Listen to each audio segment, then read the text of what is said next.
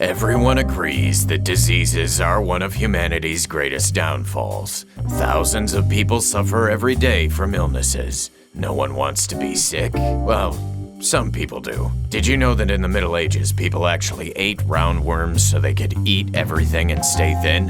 Amazing, right? Quite different from today, where we have much more effective, technological, and industrialized ways to create eating disorders in people.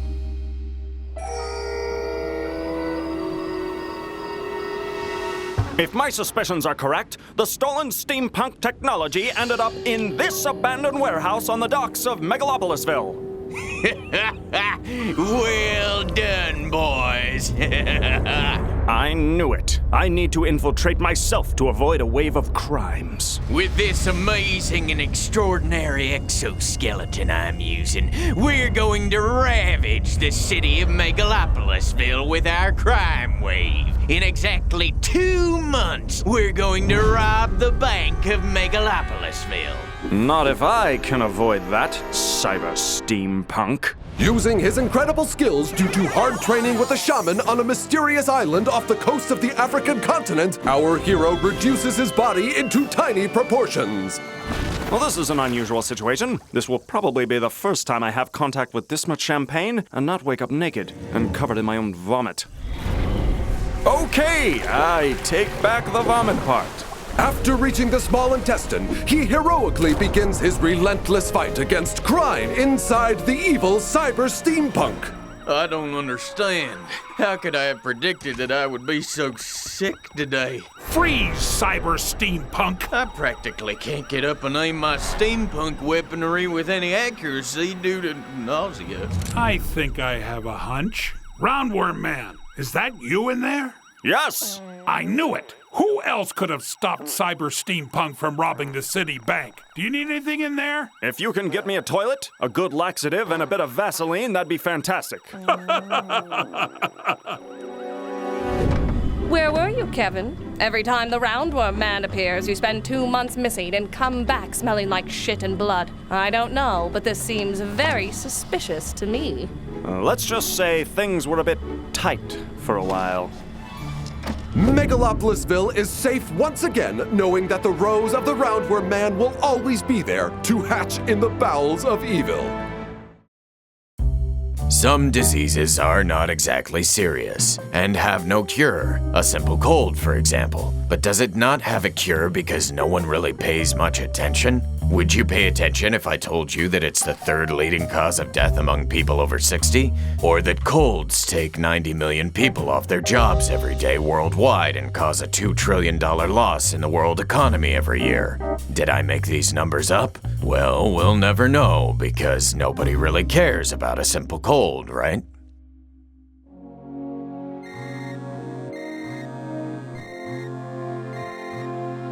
Hello? Hi, Jessica. No, I'm getting better. I just have a fever. My whole body hurts. I think I could get back in 2 to 3 days. What the fuck is that? We're the R-Men. Are you Kevin? Yeah? We're here to save you. I think this may be a mistake. We found out about your abilities on our supercomputer. Oh my god. You saw the video of me dressed as a cowboy. I definitely can't mix gin and tonic and whipped cream. We're talking about your mutant abilities. Mutant? No, I see the confusion, though. I was captain of the gymnastic Olympic team in high school. How did you find that out? Was that on my Facebook? Kevin, you don't understand. We have better chances to help new mutants when they have just transformed. But we need to get out of here before we draw too much attention. Nobody would have noticed you guys if you had used the elevator. But you put a hole in my wall.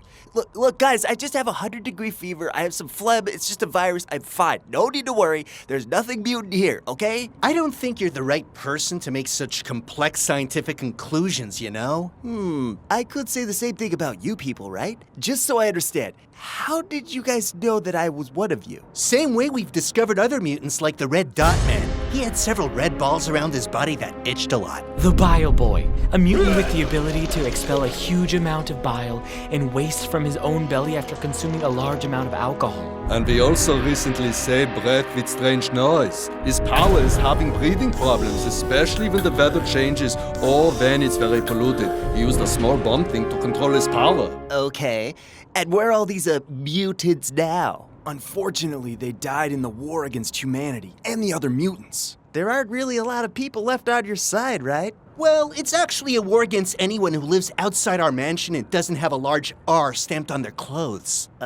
Wow. I find it all very cool about the mutants and to die in this war of yours, but I'm thinking I should just stay right here, take a little medicine and gargle, if that's not a problem for you.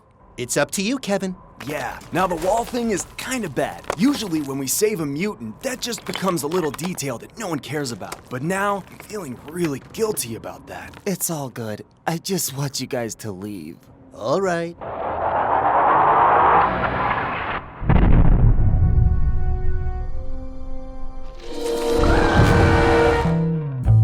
Some diseases can also be psychosomatic, and you probably wouldn't even call them diseases, you'd call them conditions. But I'm from a different time, a simpler time, when we called every condition a mental illness, and we also affectionately called these people nuts. And we solved it all with a good old cold shower. Or we would lock these people up in a horrendous place where they lived naked and dirty, rolling in their own feces, completely numb by the exaggerated quantity of senseless medication.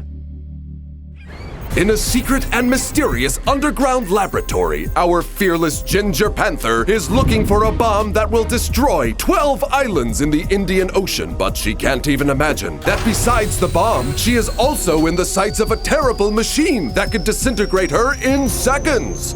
Oh no. 3, 4, 5, What is happening here? 8, 9.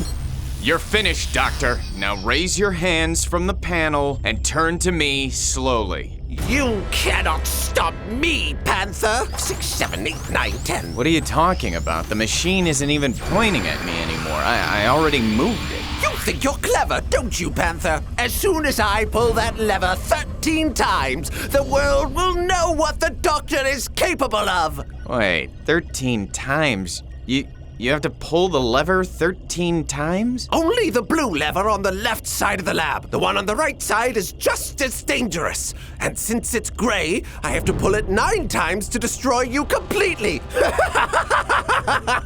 And prevent anyone in my family from having an airplane crash. I'm sorry, but isn't it just better to go to the one on the right? I mean, it's even closer to you. I could do that, Panther, if the fucking architect had not installed this small tile floor in this part of the lab. I specifically said that I wanted a floor with big tiles, with room for my feet. And he puts in this bullshit bathroom decor. Okay, I got it. Look, why don't you just tell me which button here I have to push to turn the pump off, and we can get this over with. I spare you from having to step on this floor to go all the way to the computer, and you save me the trouble of whooping your ass. Ugh! Are you going to punch me with those hands? No way! You didn't wash your hands 23 times from left to right with the water at 73 degrees! Oh my god. You know what? Look, I'm sorry, and I totally understand your condition, but I have to break your teeth anyway. And if you don't tell me what I want to know, I'll lick your lab from top to bottom. What do you think of that? You wouldn't do that! Oh no? Doctor, I don't know what you imagine the life of a government secret agent is like, but I can assure you that this laboratory is the cleanest and most sterile place that I and my mouth have ever been. It's practically a relief to put my tongue on this floor. It's the coral blue button. Would you mind using some hand sanitizer and latex gloves before beating me to a pulp? But none of these are the worst disease known to mankind. The worst disease anyone can have is a bad mood. Everyone knows that with a good clown and a handful of silly jokes, any disease can be overcome. Except cancer. That one's just fucked up. Okay, guys, it's been like 5 months, and now we have the second intergalactic threat this year. So, those who are going this time are the Russian girl, Indian boy, Hispanic girl, black dude, Chinese guy, and to lead, okay, the lieutenant? Maybe I could go too. Don't think so. Last time it didn't work out too well. Didn't work well. I split in two the robot that was going to destroy the world. Yeah, exactly. Before they destroyed the world and before we even opened our mouths. I came up with this great joke for me and Mark. And bam! When he was gonna do his line, you killed the guy. It was too late then. I was just standing there looking dumb because my joke only worked if he finished it off. I was too busy finishing him. I didn't know there was a joke coming right then. Yeah, that's the problem. You don't have a sense of humor. It's complicated. Look at Tyrannus. After he wrote his new material, he didn't even need to break a sweat. It was punchline after punchline. I saw everybody laughing there. But there's also the saving humanity thing, right? Isn't that more important than entertaining people? Who do you think saves the world the most? George Clooney, Angelina Jolie, Matt Damon, or Arnold Strugel? I don't know this Arnold. Yeah, nobody knows. It's a doctor from Doctors Without Borders. He's somewhere in Eastern Europe right now, amputating the leg of some poor guy with a knife and a fork. What difference does that make to the world? If you're not doing these things on the cover of Variety magazine or The Hollywood Reporter, it doesn't much make a difference, now does it? I don't know what else I should do. You don't have to be a comedian to save the world. Just hire one.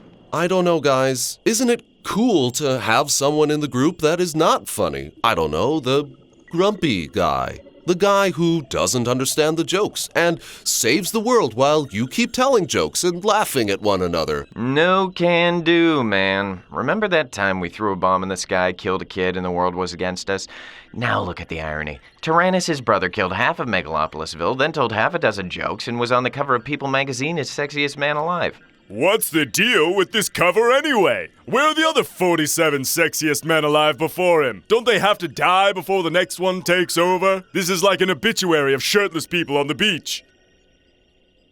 I don't get it. See? You can't even recognize a joke. No, wait. Look at the stuff there. Ever notice that he looks like a giant tumor? Huh? It doesn't even look like real muscles. Looks like they're huge tumors on his body. Because of the radiation. Get it? We get it. It's really tumors, isn't it? Because of the radiation. He's gonna be dead soon, isn't he?